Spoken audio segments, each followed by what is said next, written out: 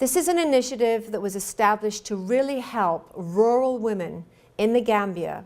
And the Gambia is a very small country in West Africa that is completely surrounded by Senegal.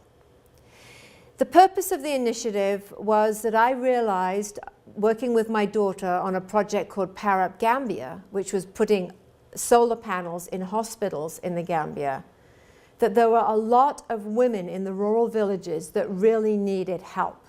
Their children did not really have enough to eat. They could barely afford to send their children to school. They did not have the uniforms. They did not have the books that they needed. So we set up the organization, and the whole intent was to teach Gambian women entrepreneurial skills so that they would be able to set up their own businesses and have an income source so that then they would be able to improve the livelihood of their families. I started this in 2009, and it was very much a joint effort between myself and my partner in the Gambia, an exceptional woman known as Aissatou Cisse, who has worked with rural women for a number of years. And what we did was we developed a model. We started out, the first step of the model, to provide women with education on basic business and a pilot project to help them appreciate what it took to set up a business. So what we did was we bought solar food drying machines. We dried predominantly mango, which is a waste product in the country, and we showed the woman that by drying it, by packaging it, by labeling it, by marketing it and selling it, they could actually generate some income as well as improve the nutrition of the local people, because they could then serve the dried mango after the raw mango season was completed. Now, this particular pilot, which we worked on in 4 villages, did not really generate very much income. And our intent was to generate an amount of income that could really help the rural women. So the next step was we sat down with the women in the villages, and in each village we identified something that the women could do that would bring them in a regular income. One village, for instance, wanted a coos milling machine. The women in this village had pounded the coos, which is like millet. They spend hours pounding it for a very small outcome.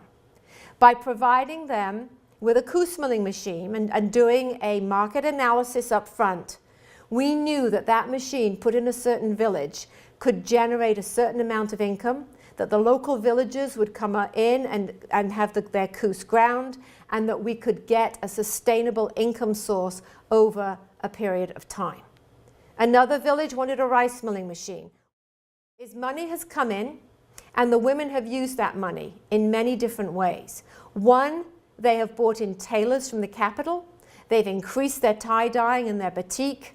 They are now producing computer bags that they sell at the Gambia Technical Institute to students, which is a market niche that is unique. Most of the textile products are sold to tourists in the tourist markets.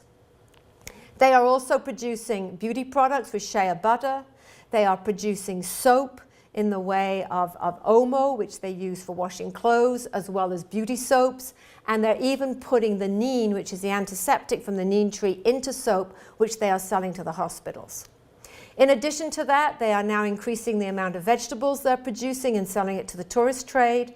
And they are buying solar panels to generate electricity and generating the solar cell phones, which brings them in a considerable amount of money. So I am very pleased to announce that 2014 was 5 years, and we achieved our goal of 4 villages in 5 years with sustainable income generation. The outcome has been tremendous. Children are now going to school, they have uniforms, they have books, they have much better nutrition. The women in the village and the men can pay for more medical services. And I'm pleased to announce that Aissatou received from the TIAW, the International Alliance of Women, an award as one of the 100 women in the world making a difference. She has also received a $20,000 grant from the United Nations, a $20,000 grant from the EU, and in the next year, starting 2015, we will be expanding the pilot of 4 villages to 40 villages within the Gambia. So this has been a resounding success, and I am hoping myself in the future to take this model to other rural villages.